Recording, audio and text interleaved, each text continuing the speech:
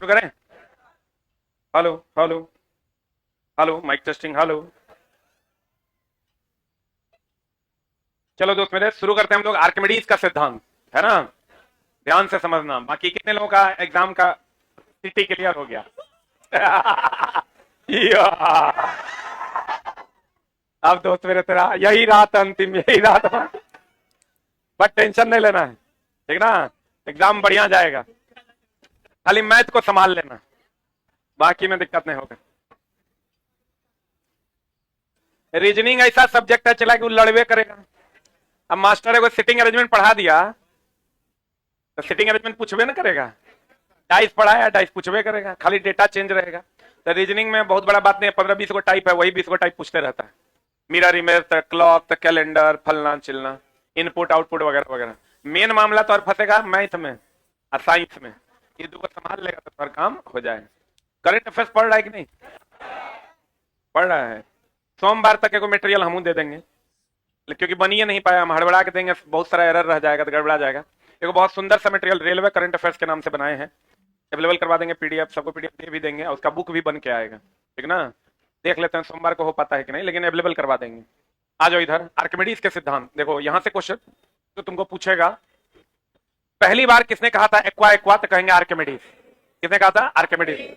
अगर तुमको कहेगा कि बताओ अगर किसी पानी को किसी द्रव में किसी वस्तु को आंशिक या पूर्ण रूप से डुबाया जाता है तो वह कैसा प्रतीत होता है? हल्का।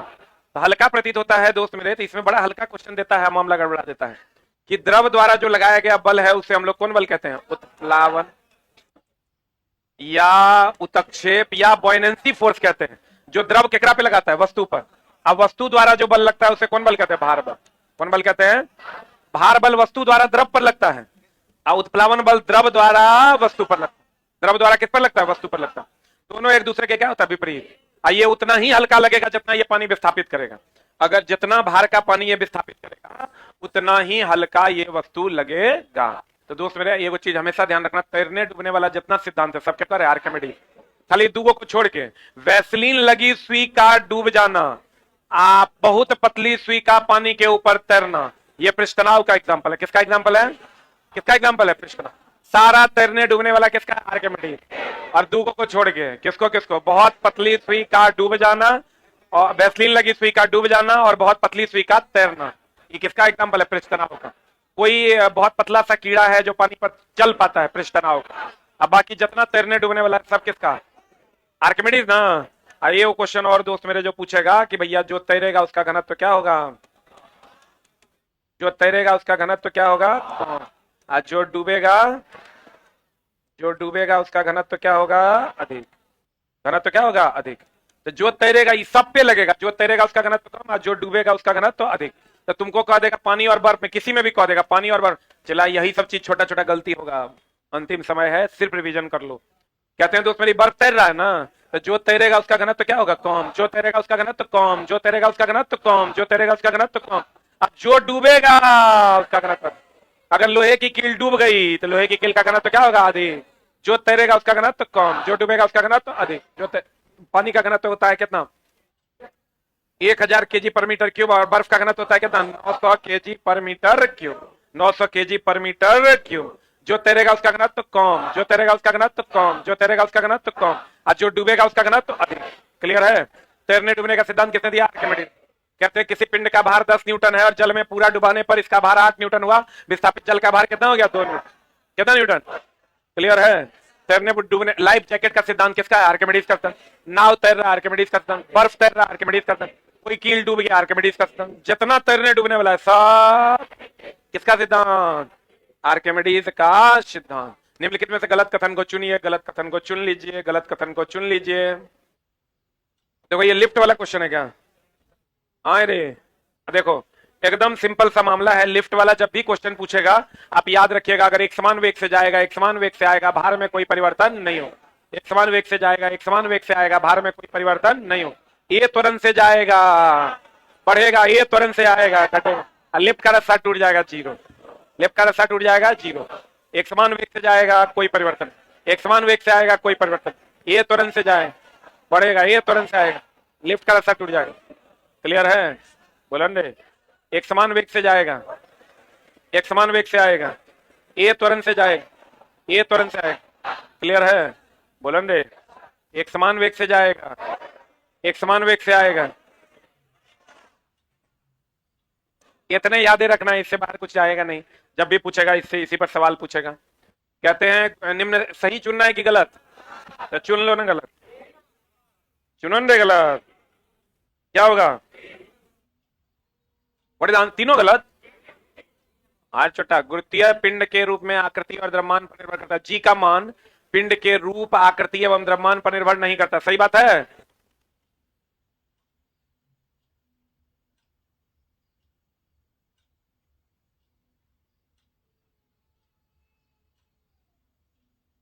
दोस्त मेरे, गुरुत्वीय जी का मान होता है जीएम बटा क्या? R square. ये हमेशा ध्यान रखना, जी बराबर जीएम बटा आर स्क्वायर। अगर कहते हैं गुरुत्वीय त्वरण का मान ग्रह के द्रव्यमान और ग्रह की त्रिज्या पर निर्भर करता है, वस्तु के द्रव्यमान और त्रिज्या पर निर्भर नहीं करता। इसलिए दो अलग अलग द्रव्यमान की वस्तु को अगर एक साथ गिराएंगे हवा में, तो भारी वाला पहले गिरेगा, लेकिन हवा में तोरा पूछेगा नहीं, तोरा क्वेश्चन क्वेश्चन रहेगा, तो एक के साथ गिरा देना। अब हवा तवा पढ़ने के समय नहीं है, तोरा क्वेश्चन कुछ कहेगा ना, तू दो अलग अलग द्रव्यमान की वस्तु गिराएगा, करना एक साथ गिर रहा है, उतना माथा का दर्द नहीं लेना। कह देगा कमल एक वस्तु को 10 मीटर की ऊंचाई से गिरा रहा है, लोहे के टुकड़े को। कोमल जो है एक वस्तु को 10 मीटर की ऊंचाई से गिरा रहा है, दोनों एक साथ गिरेगा। कुछ नहीं सोचना। क्लियर? अब देखो, कहते हैं ई गुरुत्वीय त्वरण का मान पिंड के द्रव्यमान पर निर्भर नहीं करता। ई चल गया बुरा में। गुरुत्वीय त्वरण जी ध्रुवों पर अधिकतम होता। ई सही है कि गलत है? ये स्टेटमेंट सही है, हमको चुनना गलत है। गुरुत्वीय त्वरण का मान ध्रुव पर अधिकतम होता है, सही है। गुरुत्वीय त्वरण का मान भूमध्य रेखा पर न्यूनतम होता है, सही है। एक मतलब यही गलत होगा। ये करा यदि लिफ्ट किसी त्वरण से ऊपर की ओर जा रहा है, त्वरण से ऊपर की ओर जा रहा है, बढ़ेगा ना। आई करा उसके वास्तविक भार में कमी आएगी। अब ये दोनों देखो, लिफ्ट वाला तो क्लियर है। अब आ जाओ तुम केकरा पे, गुरुत्वीय त्वरण पर। इसका सतह पर मान होता है जी बराबर जीएम बटा आर। और अगर यहीं से एच ऊंचाई ऊपर होगा तो जी डैश बराबर होगा जीएम बटा आर प्लस एच का होल स्क्वायर। और अगर डी गहराई नीचे होगा, जी डैश बराबर जी 1 माइनस डी बटा आर। हाँ, केंद्र पर अगर होगा तो जी का मान कितना होगा? 0। हम जो अपने करियर में इसका सवाल देखें वो ये देखें कि पृथ्वी के केंद्र पर जी का मान कितना? 0। कितना? 0। कहेगा ध्रुव, ये ध्रुव है कि विषुवत रेखा? अरे छोटा, ई क्या है? ध्रुव। आई क्या है? विषुवत रेखा ना। इसकी अगर हम बात करें तो ये क्या है? विषुवत रेखा। और आपको पता है ध्रुव पर अधिक होता है जी का मान की कम। अब विषुवत रेखा पर क्या होता है? कम। ध्रुव पर अधिक होता है और विषुवत रेखा पर कम। इधर से इधर जाएगा, बढ़ेगा, इधर से इधर आएगा, घटेगा। पृथ्वी के सतह से ऊंचाई पर जाने पर घटता है, गहराई में जाने पर भी क्या होता है? घटता है। केंद्र पर कितना होता है? 0। ध्रुव पर होता है अधिक, विषुवत रेखा पर कम। आप पृथ्वी को रोक देकर दोनों जगह क्या होगा? बराबर। दोनों जगह क्या होगा? बराबर। एक बात बताओ, टी डब्ल्यू बराबर होता है एम जी। अगर जी का मान 0 होगा, डब्ल्यू का मान भी 0 होगा। बोलो ना रे। एक और फॉर्मूला होता है टी बराबर 2 pi under root L by जी। जी का मान 0 होगा पृथ्वी के केंद्र पर, एनीथिंग बाई 0 इक्वल टू अनंत हो जाएगा। टी क्या है? आवर्तकाल। टी क्या है? आवर्तकाल। आवर्तकाल का मान द्रव्यमान पर निर्भर नहीं करता। देखो क्या क्या चीज का मान द्रव्यमान पर निर्भर नहीं करता? अधिकतम सुरक्षित चाल द्रव्यमान पर निर्भर नहीं करता। पलायन वेग का मान द्रव्यमान पर निर्भर नहीं करता। आवर्तकाल का मान द्रव्यमान पर निर्भर नहीं करता। गुरुत्वीय त्वरण का मान द्रव्यमान पर निर्भर नहीं करता। द्रव्यमान पर निर्भर कौन कौन नहीं करता? द्रव्यमान पर निर्भर, द्रव्यमान पर निर्भर नहीं करता। द्रव्यमान पर निर्भर नहीं करता। पहला जी, दूसरा टी, तीसरा तीसरा रे, अरे बोलो रे,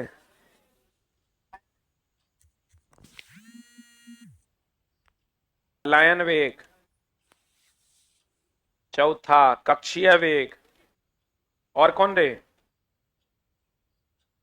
गुरुत्वीय त्वरण, आवर्तकाल, पलायन वेग, कक्षीय वेग। ये पिंड के द्रव्यमान पर निर्भर नहीं करता। It's very very important. पृथ्वी के केंद्र पर जी का मान कितना? 0। ध्रुव पर ज्यादा, विषुवत रेखा पर कम। ध्रुव पर ज्यादा, विषुवत रेखा पर कम। ध्रुव पर ज्यादा, विषुवत रेखा पर कम। अंतरिक्ष में जी का मान 0, इसलिए वहां भार का मान 0। अंतरिक्ष में भार का मान 0। क्यों 0? क्यों 0? अरे क्यों 0? अरे क्यों 0? क्योंकि वहां डब्ल्यू का मान क्या होता है? 0। डब्ल्यू का मान क्या होता है? 0। अगला अगला अगला अगला अगला।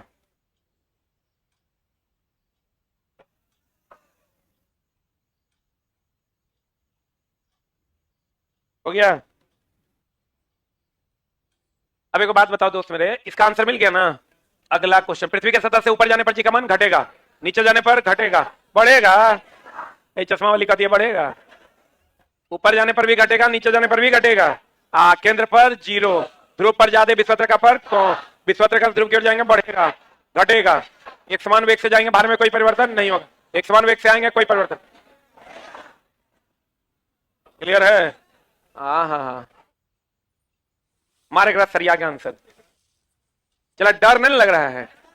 तरीके शेर है अब तुम। अब तो चला, अगर इतना पढ़ने के बाद भी तो पीटी नहीं निकलेगा, मतलब थोड़ा कोनो और ग्रह पर जाना पड़ेगा। एकदम 100% तुम श्योर रहो इसके लिए, खाली ये सोचो कि जल्दी से ही हो जाए, दूसरे एग्जाम में लगे, ठीक ना? एकदम 29 तारीख को परीक्षा देना है, अगला एग्जाम खट से पहले टेक्नीशियन को टारगेट मार देना है, ठीक ना? आज साथ ही साथ तनी मेंसवा पे ध्यान देते रहना है, नहीं तो गड़बड़ा जाएगा। जब किसी पिंड का विषुवत रेखा से उत्तरी और दक्षिणी ध्रुव पर ले जाते हैं, विषुवत रेखा से इधर ले जा रहे हैं, यहाँ कम यहाँ अधिक, बढ़ेगा कि घटेगा? मार दे, कोई दिक्कत? सरल लोलक आवर्त काल द्रव्यमान पर निर्भर। लेकिन दोस्त मेरे, ये तो हम दे दिए तुमको, ये तो सब मार देगा। एक टी बराबर 2π√L/g मार देगा ना। लेकिन हम थोड़ा जो पढ़ाना चाहते हैं, ये पूरा टॉपिक इंपॉर्टेंट है, सचम का सबसे इंपॉर्टेंट टॉपिक यही है। सरल लोलक अगर कोई है, सरल लोलक, कौन लोलक? बाबू हमर रे, सोना हमर रे, पुनपुनिया हमर रे। खाली नौकरी हो जाएगा चला तो हमारा भूलना नहीं। अब बुढ़ारी में नहीं, कुछ तो कम से कम बाल बच्चा भगा देगा घर से, हम सोचे स्टेशन मोबाइल फिरेंगे, एगो बोर्ड टांग लेंगे, हाँ मैथ के जा, हाँ ऐसा नहीं कि देख के ऐसे चल देना, पक्का ना? कुछ नहीं करना, चला 500 टका हमरा दे देना, अपनी बीवी के हाथ का बढ़िया सा मटन जो है बनवा के खिलवा देना। आज एगो लड़का है 2014 बैच का, 2014 में दोनों भाई पढ़ता था, 2014 10 साल बाद वो आ जाए, और ओकर चेहरा अभियो भी हमारे आंख में वैसे का वैसे। ओकर सैलरी दोस्त मेरे, ओकर भाई के है 1,30,000, ओकर सैलरी है लगभग 87,000 के आसपास। अब तुम सोच लो, एएलपी है, एएलपी में भी बहुत सारा कैटेगरी है, बता रहा था कि जो चलाता है उसको ज्यादा मिलता है, एएलपीओ में बहुत सारा ऑफिस में रहता है, ओकर तनिक कम मिलता है। अब तुम सोच लो कि जब तुम्हारा सैलरी रहेगा 1,00,000, उस पल को फील करो, चला 5 टका में देता है वहां चिकन चावल एएलपी को। एएलपी से ज्यादा वो जूनियर इंजीनियर भी नहीं कमा सकता है। असिस्टेंट लोग को पहले इसीलिए देखो इतना क्रेज है। टेक्नीशियन की वैकेंसी है, कोई मतलब है केकरो? सबके था है, साला पैसा बहुत है एकरा में। एएलपी में थोड़ा मेहनत होगा, लेकिन दोस्त मेरे पैसा पर्याप्त मिलेगा कि तुम अपने जीवन की सारी सुविधाओं को पूर्ण कर पाओगे। अब सीधे कहोगे नहीं सर हवाई जहाज, वो खाली छोड़ दो तो बाकी सब हो जाएगा। टी बराबर 2π√L/g, थार वार का कोई औकात है, 12-14 लाख दाम है होकर। टी बराबर 2π√L/g। देखो, अगर सरल लोलक का आवर्तकाल द्रव्यमान पर निर्भर नहीं करता, एक होता है देखो आवर्तकाल होता है जाने आने में लगा समय। ई लो, मान लो मध्य बिंदु है, यहां से यहां गया फिर यहीं आ गई, वो आवर्त जाने आने में लगा समय, जिसको हम आवर्तकाल कहते हैं। ये हो गया मध्य बिंदु। तो बताओ, एक दोलन होता है, यहां से गए फिर यहीं पहुंच गए, क्या कहते हैं? एक दोलन। एक दोलन में पूरा करने में लगे समय को आवर्तकाल कहते हैं। क्या कहते हैं? यहां से हम यहां गए, ये कौन बिंदु है? मध्य बिंदु। अब फिर यहीं आ गए, इसको कहते हैं एक दोलन। एक दोलन पूरा करने में लगे समय को आवर्तकाल कहते हैं। 1 सेकंड में जितना बार अप डाउन करेगा उसे आवृत्ति कहते हैं। उसे क्या कहते हैं? आवृत्ति। 1 सेकंड में जितना बार अप डाउन करेगा उसे आवृत्ति। आवृत्ति का मतलब हर्ट्ज, आवर्तकाल का समय मतलब सेकंड। एक दोलन पूरा करने में लगे समय को आवर्तकाल। अब बताओ, जाने आने में लगा समय, अगर एक दोलन पूरा करेगा तो मध्य बिंदु से कितना बार गुजरेगा? कितना बार गुजरेगा? पक्का। दोस्त मेरे, अगर जाने आने में लगा समय कम है, इसका मतलब सुस्त है कि तेज है? अरे जाने आने में लगा समय कम है, मतलब तेज न है। जाने आने में लगा समय अगर अधिक है तो क्या है? क्लियर है ना? जाने आने में लगा समय कम है तो तेज है, जाने आने में लगा समय अधिक है, क्या है? सुस्त है। अब एक बात बताओ, टी का मान कम है मतलब तेज है, टी का मान अधिक है मतलब सुस्त। टी का मान द्रव्यमान पर निर्भर नहीं करता। अब अगर एग्जांपल जो चला एकदम फिक्स है कि अगर कोई लड़की झूला झूल रही है, इसके बगल में अगर 2 बॉयफ्रेंड बैठ जाएगा, इसके आवर्तकाल पर कोई असर, इसके आवर्तकाल पर कोई असर नहीं पड़ेगा, क्योंकि सरल लोलक आवर्तकाल द्रव्यमान पर निर्भर नहीं करता। बोलो हाँ। लेकिन ये नहीं पूछेगा, क्योंकि ऐसा होता नहीं है। तो पूछेगा कि कोई लड़की बैठकर झूला झूल रही है, तो यहां से यहां तक अभी एल है, अब ये लड़की खड़ी हो गई थी, यहां से यहां तक एल होगा। एल का मान कब? यहां भी कोई आदमी बैठा हुआ है तभी एल का मान इतना है, खड़ा हो जाएगा तो एल का मान कम होगा, एल का मान कम होगा, टी का मान कम होगा, एल कम टी कम, और टी कम तो क्या हो जाएगा? तेज। नहीं समझा होगा? अगर कोई लड़की यहां बैठकर झूला झूल रही है और वो लड़की खड़ी हो जाएगी तो पहले इसका द्रव्यमान केंद्र यहां है तो लंबाई एल था, अब द्रव्यमान केंद्र नाभि यहां चल जाएगा तो लंबाई एल हो जाएगा, लंबाई का मान घटेगा, एल का मान घटेगा, टी का मान घटेगा, टी का मान घटेगा, क्या हो जाएगा तेज। गर्मी में पेंडुलम वाले घड़ी के पेंडुलम की लंबाई बढ़ जाती है, एल का मान बढ़ेगा, लंबाई बढ़ेगा, टी का मान बढ़ेगा, टी का मान बढ़ेगा, क्या हो जाएगा। ठंडी के दिनों में सिकुड़ जाता है, अब सिकुड़ जाएगा तो एल घटेगा, एल घटेगा, टी घटेगा, टी घटेगा तो क्या हो जाएगा तेज। बोलो हाँ, बोलो हाँ। आप पृथ्वी के केंद्र पर जी का मान कितना होता है, जीरो, जी का मान जीरो, टी का मान क्या होगा, अनंत। टी का मान क्या होगा, पृथ्वी के केंद्र पर जी का मान जीरो, जी का मान जीरो, टी का मान अनंत। अब बताओ अगर जी का मान घटेगा टी का मान बढ़ेगा, जी का मान बढ़ेगा टी का मान घटेगा, लेकिन तेरा जो पूछेगा वो इतने पूछेगा कि कोई लड़की बैठी हुई है खड़ी हो गई तो एल का मान घटेगा, एल का मान घटेगा, टी का मान घटेगा, टी का मान घटेगा, क्या हो जाएगा तेज। या कहेगा पेंडुलम वाली घड़ी गर्मी के दिनों में पेंडुलम की लंबाई बढ़ जाती है, अब पेंडुलम की लंबाई बढ़ जाएगी तो एल का मान बढ़ेगा, एल का मान बढ़ेगा, टी का मान बढ़ेगा, टी का मान बढ़ेगा, तो क्लियर है। अरे बोलो, एक दोलन पूरा करने में लगे समय को आवर्तकाल, एकांश सेकंड में दोलनों की संख्या को आवृत्ति, एकांश सेकंड में दोलनों की संख्या को आवृत्ति। एसएचएम का पथ दीर्घवृत्ताकार होता है, एसएचएम का पथ कैसा होता है, दीर्घवृत्ताकार। एसएचएम का पथ कैसा होता है, दीर्घवृत्ताकार। एसएचएम का पथ कैसा होता है, दीर्घवृत्ताकार। एसएचएम का पथ, ये वो चीज अगर बहुत टफ किया तो इसको कहते हैं मध्य बिंदु और इसको कहते हैं जानू हमार अंत बिंदु। कौन बिंदु, मध्य बिंदु पर वेग का मान महत्तम होता है, वेग का मान क्या होता है, महत्तम। गतिज ऊर्जा भी क्या होता है, गतिज ऊर्जा क्या होता है, महत्तम। गतिज ऊर्जा क्या होता है, महत्तम। अब बाद बाकी सब जीरो, त्वरण का मान जीरो, विस्थापन का मान जीरो, पोटेंशियल एनर्जी जीरो, प्रत्यानयन बल जीरो, प्रत्यानयन बल जीरो होता है। इसका ठीक उल्टा यहां होता है, पता है ना।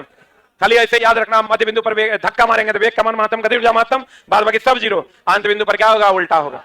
अंत बिंदु पर क्या होगा, उल्टा। अंत बिंदु पर क्या होगा, उल्टा। बोलो हाँ। एग्जाम में डरना नहीं चला, 25 को सवाल तुरा से नहीं बनेगा तो तू टॉपर रहेगा। अब तो समझ लो 75 में मान लेते तुरा से 25 को सवाल तुरा से नहीं बना, 50 को बना देगा, तू टॉपर रहेगा। तुरा पार करने के लिए बहुत हिम्मत का जरूरत होगा। तो मान लो तुरा सवाल बढ़ा, 1 से 3 नंबर पे गया, नहीं बना, चौथा नहीं बना, तो यो सोचना अभी 25 ना है, 25 नहीं बनेगा तब पीटी में रिजल्ट होगा। 25 हम रिस्क लेके कह रहे हैं, होने जाएंगे तो और 10 नंबर होने खिसक जाएंगे। मेरा बात समझ रहा है। आज तुम वीडियो जो लड़का आज जिसका हम इंटरव्यू किए थे, वो लड़का एक बात बोला था, सर पढ़ना ही कोई नहीं है।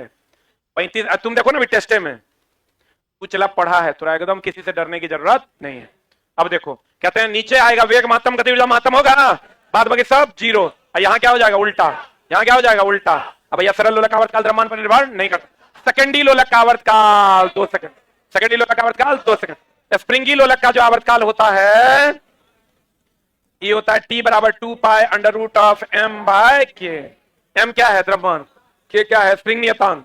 के क्या है, के क्या है, स्प्रिंग नियतांक। के क्या है, स्प्रिंग नियतांक। और सरल स्प्रिंगी लोलक का आवर्तकाल द्रव्यमान पर निर्भर करता है। स्प्रिंगी लोलक का आवर्तकाल द्रव्यमान पर निर्भर करता है। क्लियर है। बोलो ने, अभी तक तो इतने पूछा है, आगे अब कुछ करेगा तो कुछ कह नहीं सकते। एक लड़की झूले पर बैठकर झूल रही है, बता क्या होगा। जब लड़की खड़ी हो जाती है तो झूलने में लगने वाला समय क्या होगा, खड़ी हो जाएगी ना, एल का मान घटेगा, एल घटेगा, टी का मान क्या हो जाएगा, कौन। तेज हो जाएगा, सुस्त, क्या हो जाएगा, तेज। दोलन करते समय लोलक का के गोलक का वेग 0 होता है, बता कहां। देखो यहां पर तुम वेग का मान महत्तम ना रे, वेग का मान क्या, महत्तम। अब बोले यहां पर तब क्या होगा, इसका उल्टा होगा, तो यहां पर वेग का मान क्या होगा, 0। अब ये महत्तम बिंदु एक है कि 2 है, तो दोनों महत्तम बिंदु पर वेग का मान 0 हो जाएगा। बोलो हाँ, आंसर बता दो क्या हो जाएगा। दोनों महत्तम विस्थापन बिंदु पर वेग का मान क्या होगा, 0 होगा। लोलक का आवर्तकाल निर्भर करता है, अभी तुरंत बताए थे, टी बराबर 2 pi under root of l by g. T बराबर 2 pi under root of l by g. लोलक का आवर्तकाल एल और जी पर निर्भर करता है, बाकी किसी पर निर्भर नहीं करता, तो केवल और केवल कृतीय त्वरण पर और प्रभावी लंबाई पर निर्भर करता है। आइए वो क्वेश्चन आता है, टी में प्रतिशत बदलाव। टी में प्रतिशत बदलाव बराबर एल का घात। एल का घात कितना है, 1/2 गुना एल में प्रतिशत बदलाव, गुना एल में पढ़ाई कि नहीं, प्रतिशत बदलाव। चैप्टर वाइज ले जा रहे हैं हम तुमको, चला चैप्टर पे जा रहे हैं हम। कल सर्कुलर मोशन था, आज एसएचएम है, कल हीट होगा, फिर साउंड होगा, लाइट करंट खत्म।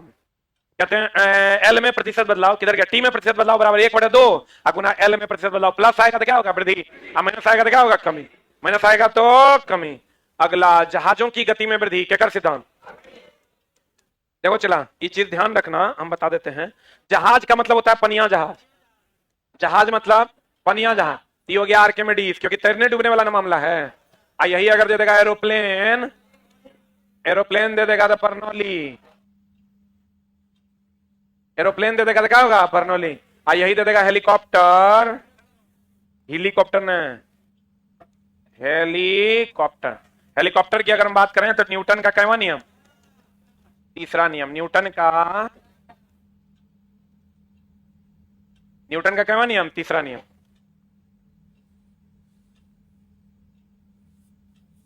जल्दी लिख।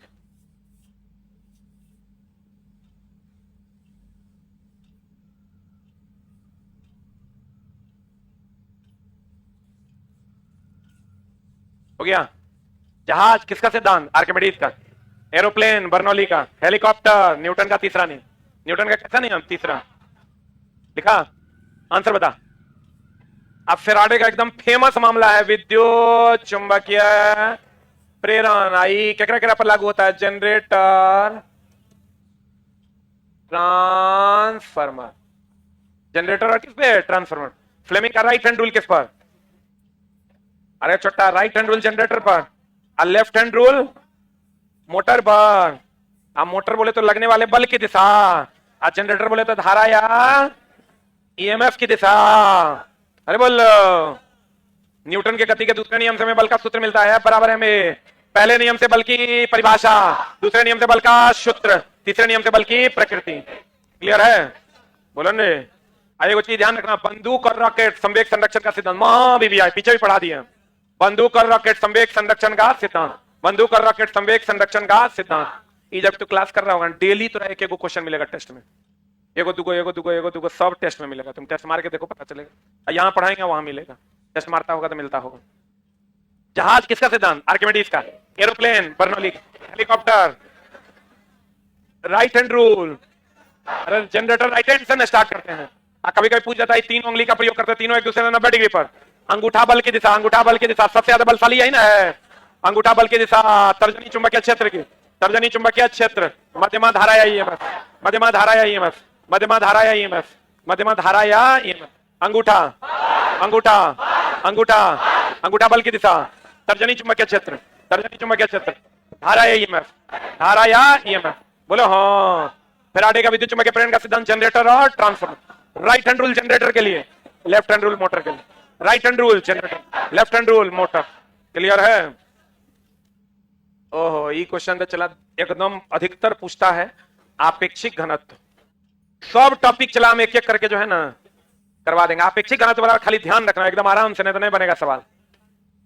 पदार्थ का घनत्व, पदार्थ का घनत्व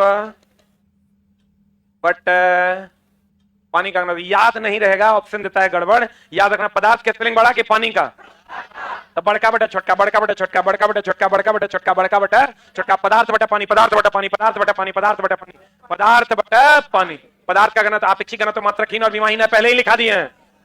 आपेक्षिक घनत्व जो है दोस्त मेरे, ये मात्रकहीन एंड विमाहीन है। और दोस्त मेरे पदार्थ का घनत्व यानी चांदी का घनत्व कितना है, 10.8 इंटू 10 टू द पावर 3। और पानी का घनत्व कितना है, 10 के पावर 3। मर सरिया के काट दो, 10.8। आंसर बता क्या होगा। इसका कोई मात्रक और विमा है, ना ये होगा ना ये होगा ना ये होगा, डायरेक्ट आंसर ये होगा। ऐसे भी मार सकता था तुम, इसका कोई मात्रक और विमा नहीं होता, इसका कोई मात्रक और विमा नहीं होता। चलिए ले,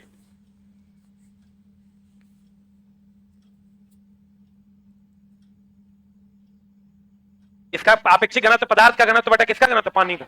पदार्थ बटा पानी, पदार्थ बटा पानी, पदार्थ बटा पानी।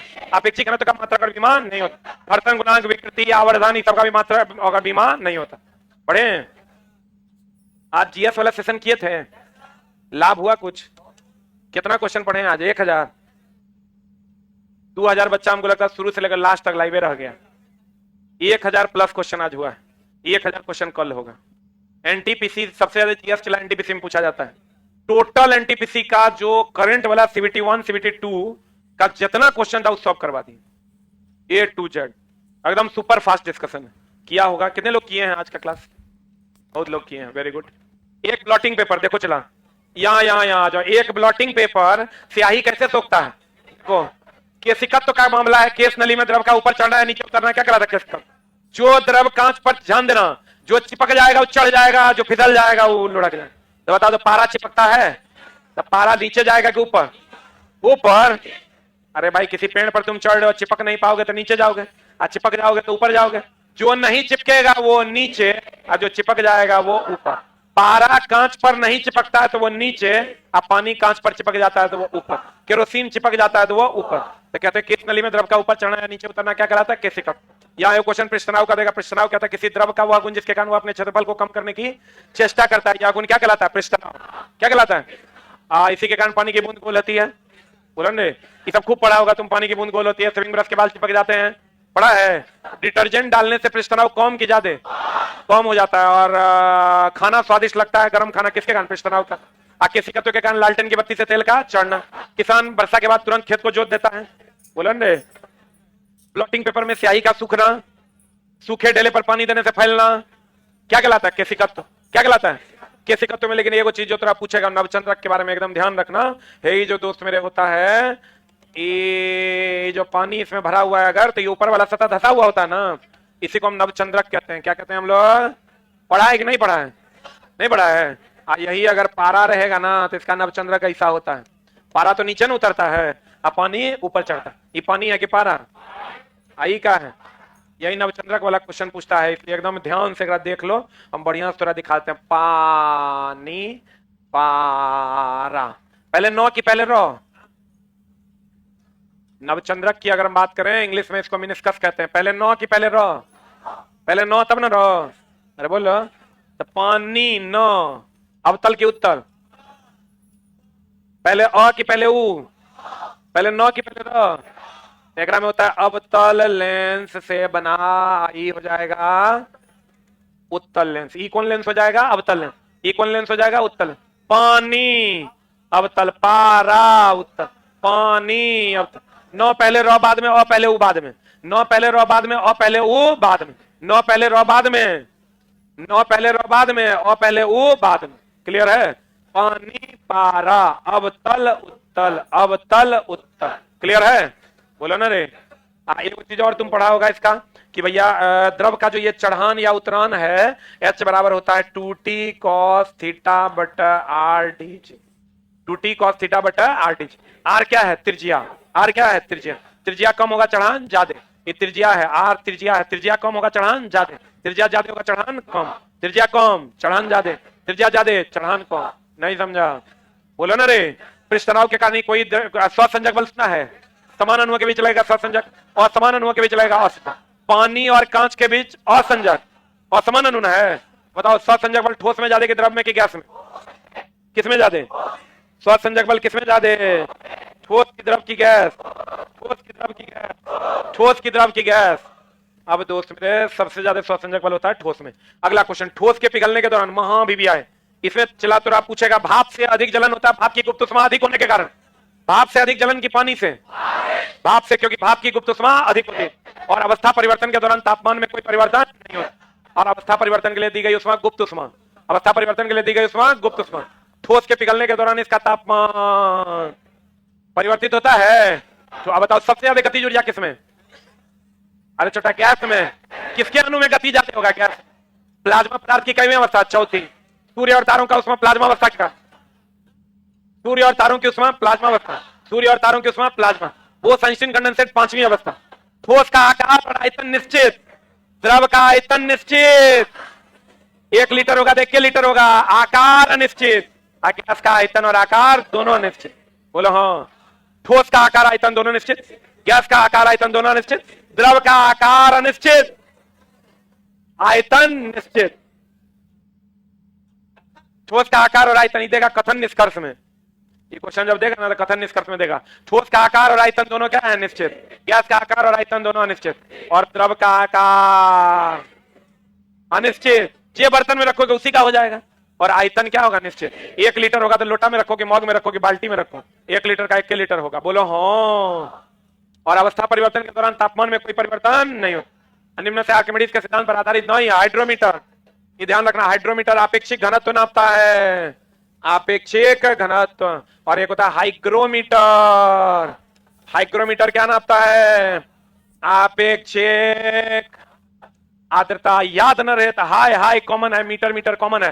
एक में ड्रो है, एक में ग्रो है। ड्रो बोले तो डॉट, बोले तो डेंसिटी, डेंसिटी बोले तो घनत्व। ड्रो बोले तो डा बोले तो डेंसिटी, डेंसिटी बोले तो घनत्व, हाइड्रोमीटर आपेक्षिक घनत्व, हाइड्रोमीटर आपेक्षिक घनत्व, हाइग्रोमीटर आपेक्षिक आर्द्रता, आपेक्षिक आर्द्रता। क्लियर है? अभी जो फ्रेश हो रहा है चला सब कंप्लीट समझो कि सारा कचरा साफ। हाइड्रो ड डेंसिटी घनत्व, पनडुब्बी आर्किमिडीज के सिद्धांत पर काम करता है। लेक्टोमीटर दूध की शुद्धता नापता है और किसके सिद्धांत पर आधारित है? आर्किमिडीज के सिद्धांत पर। पूछेगा क्वेश्चन, लेक्टोमीटर किसके सिद्धांत पर? आर्किमिडीज। ओडोमीटर क्या करता है? क्या नापता है? हाँ, गाड़ी द्वारा चली गई दूरी। स्पीडोमीटर क्या नापता है? स्पीड। ये गाड़ी द्वारा चली गई दूरी, गाड़ी द्वारा चली गई क्या नापता है? दूरी नापता है। कौन? ऑडोमीटर। ऑडोमीटर क्या नापता है? गाड़ी द्वारा चली गई दूरी। कौन नापता है? कौन नापता है? ऑडोमीटर गाड़ी द्वारा चली गई दूरी को नापता है। क्या नापता है ऑडोमीटर? गाड़ी द्वारा चली गई दूरी। कौन नापता है? एनीमोमीटर वायु की गति, अल्टीमीटर हाइट, पता है ना। लेक्टोमीटर किसके सिद्धांत पर काम करता है? आर्किमिडीज। हाइड्रोमीटर किसके सिद्धांत पर? आर्किमिडीज। हाइड्रोमीटर आपेक्षिक घनत्व, हाइग्रोमीटर आपेक्षिक आर्द्रता। तैरने डूबने का सिद्धांत कौन दिया? आर्किमिडीज। निम्नलिखित परमाणुओं की संख्या अधिकतम होगी। Mole concept. देखो चला हम मोल कॉन्सेप्ट को 1 मिनट में रिवाइज कर देते हैं। मोल बराबर दिया गया द्रव्यमान बटा शुद्ध। कितना बढ़िया होता परीक्षा का सब क्वेश्चन अभी हम लोग को मिल जाता। हाँ हाँ हाँ, तब बना के जाते खाली वहां 5 मिनट टिक टिका के। चलो न रे, बात करेंगी, बात करेंगे ऊपर।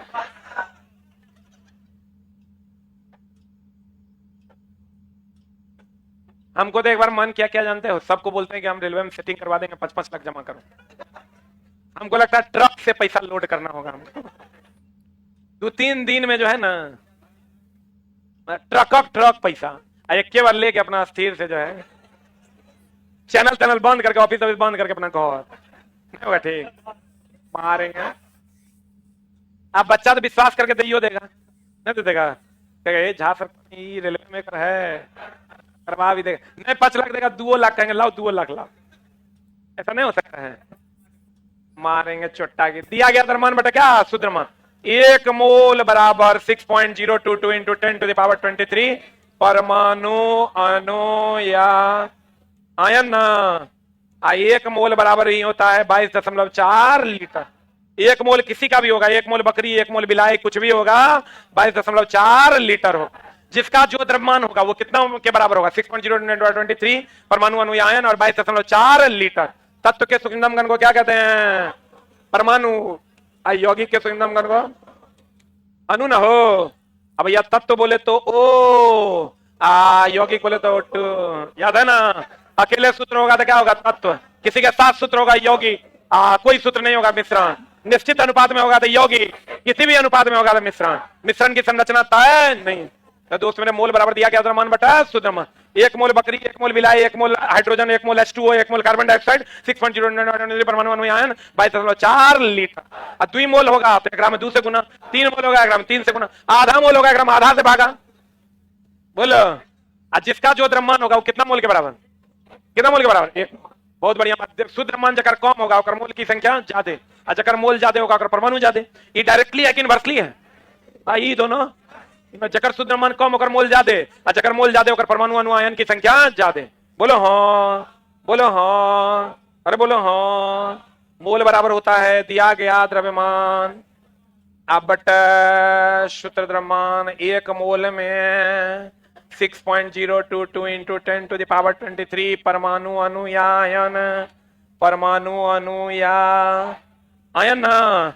अब देख लो दोस्त मेरे, कहता निम्नलिखित परमाणुओं की संख्या अधिकतम, तो सबका 18 ग्राम दिया है, तो यानी दिया गया द्रव्यमान सबका सेम है। अब शुद्ध द्रव्यमान कहता है परमाणुओं की संख्या अधिकतम उसकी होगी जकर मोल ज्यादा। अब मोल ज्यादा मतलब शुद्ध द्रव्यमान कम, अशुद्ध द्रव्यमान के कर कम है। कर देखो 16 2 18, 12 4 16, 16 दूनी 32, आई हो गया 44। शुद्ध द्रव्यमान सबसे कम किसका है? 16। जकर शुद्ध द्रव्यमान सबसे कम होकर मोल ज्यादा, जकर मोल ज्यादा होकर परमाणुओं की संख्या ज्यादा। आंसर क्या हो जाएगा? डी ना। अब दोस्त मेरे ये हमारा क्वेश्चन नहीं, एनसीईआरटी का क्वेश्चन है। एनसीईआरटी एग्जाम्पलर का ही क्वेश्चन है। अब जाइएगा तो इस टाइप का 2-3 को सवाल मिलेगा, पढ़े। अरे बढ़िया हो रे। मोल बराबर दिया गया द्रव्यमान बटा क्या? शुद्ध द्रव्यमान। दिया गया द्रव्यमान बटा क्या? शुद्ध द्रव्यमान। दिया गया द्रव्यमान बटा क्या शुद्ध द्रव्यमान। 1 मोल बराबर 6.0 जकर शुद्ध द्रव्यमान कम होकर मोल ज्यादा, जकर मोल ज्यादा होकर परमाणुओं की संख्या ज्यादा, इसी को एवोगाड्रो नंबर कहते हैं। बोलन रे आई समझ लो। चला एकरा से एक क्वेश्चन रहबे करेगा, एकदम सरल देगा तो कहेगा एवोगाड्रो संख्या केकर बराबर होता है। ये को लेकिन यहाँ प्लस दे देगा, माइनस दे देगा। संख्या कभी माइनस नहीं होता, संख्या कभी माइनस नहीं होता। अब देखो मैग्नीशियम का कहता है इतना ग्राम, पिछला बार वाला है ये परमाणु मैग्नीशियम के 144 ग्राम में ग्राम परमाणु, मोल को ही क्या कहते हैं हमारे, मोल का दूसरा नाम ग्राम परमाणु, मोल का दूसरा नाम ग्राम परमाणु। इसी को क्या कहते हैं ग्राम अणु, इसी को क्या कहते हैं ग्राम अणु। ये हो गया दिया गया द्रव्यमान, मैग्नीशियम का होता है 1224, तो दिया गया द्रव्यमान कितना है 144, अब बटा शुद्ध द्रव्यमान कितना 24, 24 छक्के कितना हो जाएगा 144, बना लेगा। पढ़े किसी भी पदार्थ के 1 मोल, वहां भी आए हैं 1 मोल बराबर, बढ़िया देख लो 6.023, सही है। अरे बोल आई बना लेगा। 54 ग्राम में कितने मोल, मोल को ही क्या कहते हैं ग्राम परमाणु, इसी को क्या कहते हैं ग्राम अणु। अब देखो चला हम लोग जो पढ़ाते हैं क्या पढ़ाते हैं, एक तो प्रीवियस ईयर पढ़ा देते हैं, पिछले वाला 18-19 का, दूसरा 21-22 में जो हुआ से पढ़ा देते हैं, और तीसरा एनसीईआरटी पढ़ा देते हैं, और चौथा बता की पढ़ाएं। और कोई सोर्स है? सोर्स तो इतने हैं कि या तो आप एनसीईआरटी पढ़िए, या तो आप प्रीवियस ईयर का क्वेश्चन बनाइए, या नहीं तो करंट वाला क्वेश्चन बनाइए। इसके अलावा चौथा कोई सोर्स है? हम लोग के पास भी क्वेश्चन नहीं, इसके अलावा क्वेश्चन का कोई सोर्स है ही नहीं। किताबें नहीं, या तो तुम प्रीवियस ईयर बनाओ, या तो तुम एनसीईआरटी बनाओ, या तो इस बार का प्रीवियस ईयर बनाओ, या तो पिछले बार का बनाओ। हम तरफ सब करवा दे रहे हैं, अगल बगल वाला क्वेश्चन का भी, अगल बगल वाला भी प्रीवियस ईयर, ताकि तुमको दिक्कत ना हो। जबकि सेम क्वेश्चन है, कहीं कोई दिक्कत है ग्राम में? आंसर बता क्या हो जाएगा। दिया गया द्रव्यमान हीलियम का होता है 2-4, हीलियम का कितना 4, 54 बराबर कितना 13.5। अगर दोस्त मेरे क्वेश्चन थोड़ा नहीं बनेगा ना, तुम समझ लेना एनसीईआरटी का एक भी नहीं पूछा, प्रीवियस ईयर एको उस टाइप का क्वेश्चन नहीं पूछा, साफे अलग कुछ पूछ देगा तभी गड़बड़ाएगा। नहीं तो लगभग सब टाइप का क्वेश्चन तुमको पता है, और उम्मीद करेंगे कि अब कॉन्फिडेंस लेवल भी तुम्हारा बढ़ा होगा। अच्छा चलो, अभी एग्जाम के टाइम में कॉन्फिडेंस बढ़ा है कि घटल है? लग रहा है कि हो जाएगा पक्का ना? अरे चौथुआ के रिजल्ट देखे हैं तुम लोग तो बहुत तेज हैं, एकदम साफे लेर बहका सबके रिजल्ट देखे हैं, एकदम टेंशन नहीं लो, कौन फालतू वाला टेंशन तुम लोग ले ले। जे एकदम चला डेली आता था सर रिजल्ट होता, वो सबके पीटी निकलते देखे हैं, इसलिए तो टेंशन नहीं ले। तोरा पतो नहीं चलेगा कि हमारा पीटी हो गया, हमारा नौकरी हो गया। तो पीटी मेंस हो जाएगा ना, तो अपना आप पर विश्वास नहीं होगा, साला हमरे हो गया कि थोड़ा मजाक लग रहा होगा, जब होगा तब देखना। नीचे दी गई अभिक्रिया के बारे में कौन सा कथन सत्य है? यही ना, बाप रे बाप, एक रात हम डिबिया बार के खोज रहे थे, तू खोज रहा होगा। देखो चला, इससे पहले वाला क्वेश्चन एलपी का था 18 वाला, ई देखो 2022 वाला है, ये वो क्वेश्चन किसका था एनसीईआरटी का। यही तीनों को सोर्स सबके पास है, इसके अलावा चौथा सोर्स उपलब्ध नहीं है। ऑक्सीकरण उपचयन,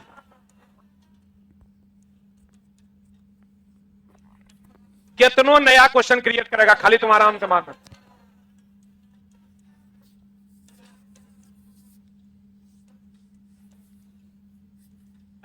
अच्छा बताओ, हमसे जुड़ने से पहले तो ऐसे ही रफ था, उपचयन अपचयन अपचयन उपचयन।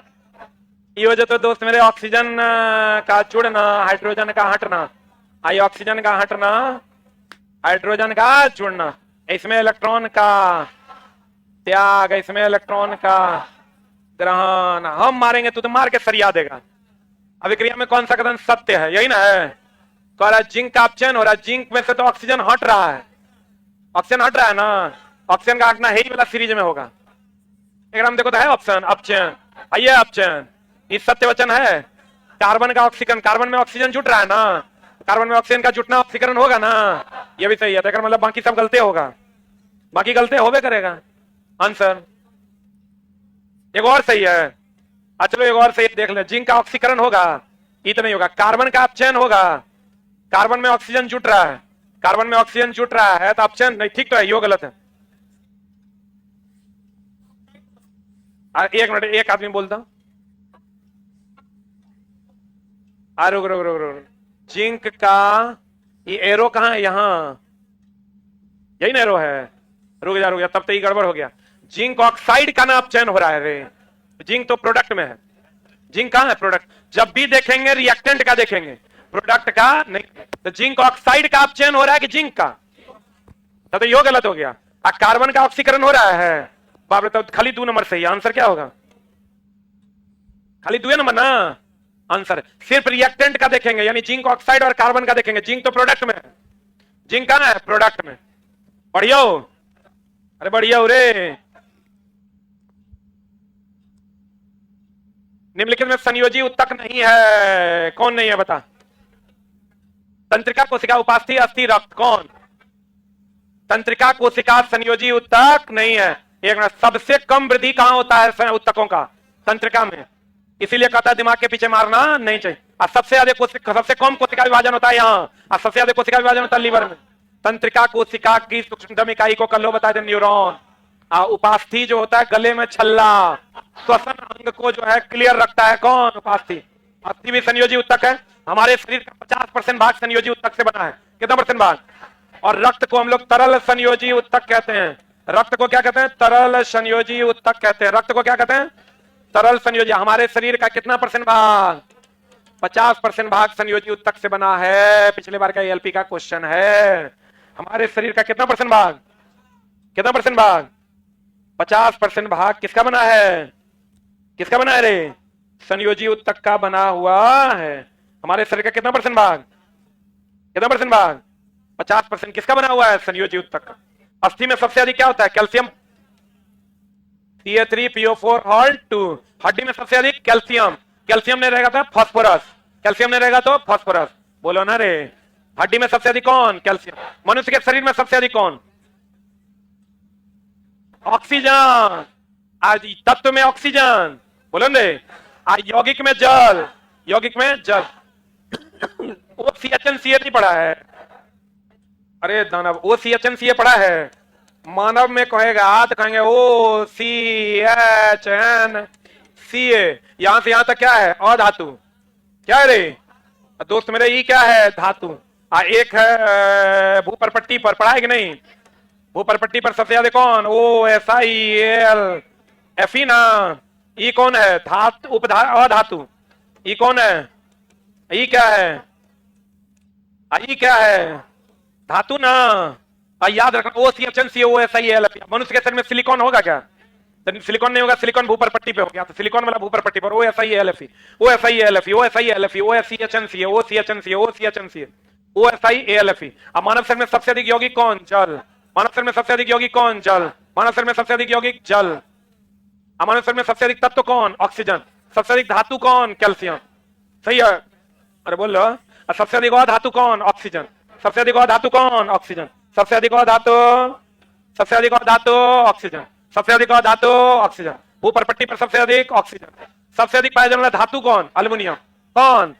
OCHNCA OSIL Fe OCHNCA OSIL Fe OCHNCA OSIL Fe OCHNCA OSIL Fe OCHNCA OSIL Fe OCHNCA OSIL Fe OCHNCA OSIL Fe। SI वाला जो होगा वो भूपरपट्टी पर होगा, और OCHNCA कहां होगा? कहां? निम्नलिखित बलों में कौन सा बल संपर्क बल है? घर्षण बल। सबसे कमजोर बल, सबसे कमजोर बल, सबसे गुरुत्व बल, सबसे मजबूत बल नाभिकीय बल, केवल आकर्षण का बल गुरुत्वाकर्षण बल, अब विद्युतीय और चुंबकीय बल आकर्षण विकर्षण दोनों का बल, अब केंद्र बल काल्पनिक बल, कल बताए थे। अब केंद्र बल काल्पनिक बल। अब वेग की दिशा वृत्तीय गति में किधर की ओर? स्पर्श रेखा की दिशा में। अगर कोई बॉल बंधा हुआ है तो वो फेंकाएगा तो किसकी दिशा में फेंकाएगा? स्पर्श रेखा की दिशा में फेंकाएगा। जुगाली करेगा, जुगाली करेगा तो कौन गैस निकालेगा? मीथेन। ह्यूमस से कौन गैस? मीथेन। घास से कौन गैस? मीथेन। सड़े गले पदार्थ से कौन गैस? मीथेन। बायोगैस से कौन गैस? मीथेन। CNG से कौन गैस? मीथेन। एक के जगह ब्यूटेन LPG में, एक के जगह ब्यूटेन LPG, एक के जगह ब्यूटेन LPG, बाकी सब जगह methane methane methane methane methane methane methane. एक के जगह कौन गैस? LPG। LPG में कौन? ब्यूटेन। LPG में गंध के लिए ethyl mercaptan. Ethyl ethyl ethyl ethyl ethyl, methyl ना, ethyl ethyl ethyl ethyl. Clear है ना? इथाइल मर्कैप्टेन किसका यौगिक है? सल्फर का। Ethyl mercaptan sulphur. Ethyl ethyl ethyl mercaptan किसका यौगिक है? सल्फर का। भोपाल गैस कांड मिथाइल आइसोसाइनाइड 3 दिसंबर 1984 को मिथाइल आइसोसाइनाइड यूनियन कार्बाइड नाम की कंपनी 6 अगस्त 1945 को हिरोशिमा और 9 अगस्त 1945 को नागासाकी, हिरोशिमा पर यूरेनियम, नागासाकी पर प्लूटोनियम। बाहर चला जुगाली करना निकलेगा, आंशिक पाचन, जुगाली करना पूर्ण पाचन। सही है, बोलो हाँ। अब बताओ तो मूत्र वाहिनी का एगो, अब मूत्र मार्ग एगो, किडनी दूगो, मूत्राशय एक। मजा आया? कल फिर मिलेंगे।